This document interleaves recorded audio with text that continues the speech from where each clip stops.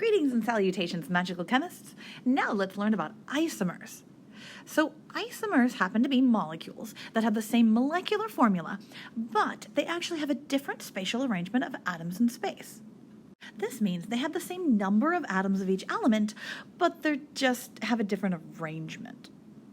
As an example, let's look at the three isomers of dichloroethene, C2H2Cl2. Well, notice there is a double bond, carbon to carbon, in each one. The difference happens is where the heck those chlorines are. So on the very first one, it's called 1,1-dichloroethene. Both the chlorines are on one carbon.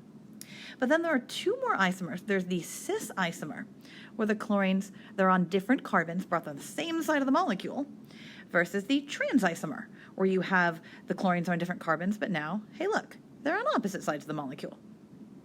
So they all have two chlorines, they all have two carbons, they all have two hydrogens, but they are different molecules. This isn't like that resonance thing where they're kind of like they're imaginary and they all blend together. Isomers are literally different molecules. It's weird. Same atoms, but they have different properties, different things. So it is epically important to recognize the distinction. The actual structure of a molecule with resonance is just, there's only one actual structure. To that hybrid of all the different possible resonance forms. But isomers really are multiple different things, and they have different properties, which will really matter when we start talking about intermolecular forces soon. Okay, let's go ahead and try an example.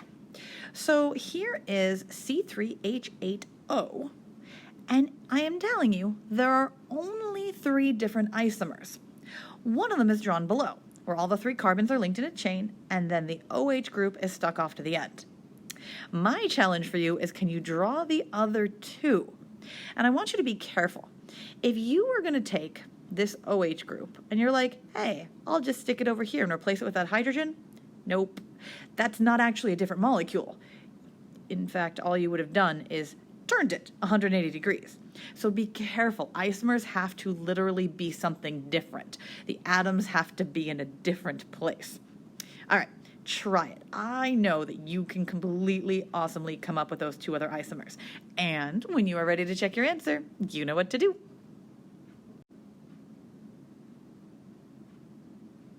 How did you do? Notice it's all about the placement of that OH. So in one of them, we moved the OH to the central carbon, and the other one, we took the H off the oxygen altogether. But notice what's important. No matter what, in each of these three very different molecules, there are three carbons, there are 8 hydrogens, and a single oxygen. That's how you know they're isomers.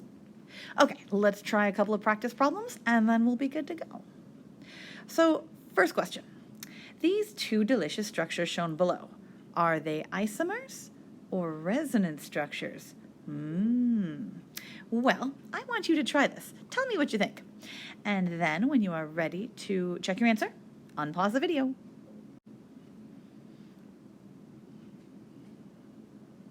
If you said resonance structures, you win. Here's how you know. All of the atoms are in the exact same place. The only thing that's different is the location of the double bonds. So these are the two resonance structures of benzene. So the resonance hybrid is actually really, really stable. You may have seen this if you're looking at organic compounds like in biochemistry. So one thing I failed to mention when I was talking about resonance structures, and I should, is that molecules that have resonance actually tend to be more stable than you would predict just from their combination of double and single bonds. Like you would think the energy it takes to break one of these bonds would be about halfway between the energy it takes to break a single bond versus the energy it takes to break a double bond. It's not. It actually takes more energy. Benzene is highly carcinogenic because if it gets into your body, it can't break it down because it's so stable. But anyway, I digress. The reason you could justify that this is a resonance structure and not an isomer is because the atoms are in exactly the same place, only the bond placement is different. Okay, let's try just 2 more practice problems and then we'll be done. Okay, 2 more structures, same question. Isomers or resonance structures? Try it. When you're ready to check, unpause the video. If you said isomers, you win. Notice, They have the same number of each type of element, but chlorine's in a different place. So officially, we say chlorine moved from a terminal carbon, one of the ones at the end, to a middle carbon. All right, one more question. It says, which of the following structures is a structural isomer, just a type of isomer, to the molecule shown below? Please excuse the fact that these have no lone pairs in the oxygens. It bugs me, but for some reason that's just a thing people do, and I stole this question. Okay, so you're going to try this question, and when you're ready to check your answer, you know what to do. Okay, if you want to find an isomer, you have to make sure it has the same number of atoms of each type. And did you notice the structure given had 2 oxygens? So does A, and it also has the right number of carbons, right number of hydrogens. All the rest of these sad, lonely molecules only had 1 oxygen, so there's no way they could be an isomer to the molecule shown.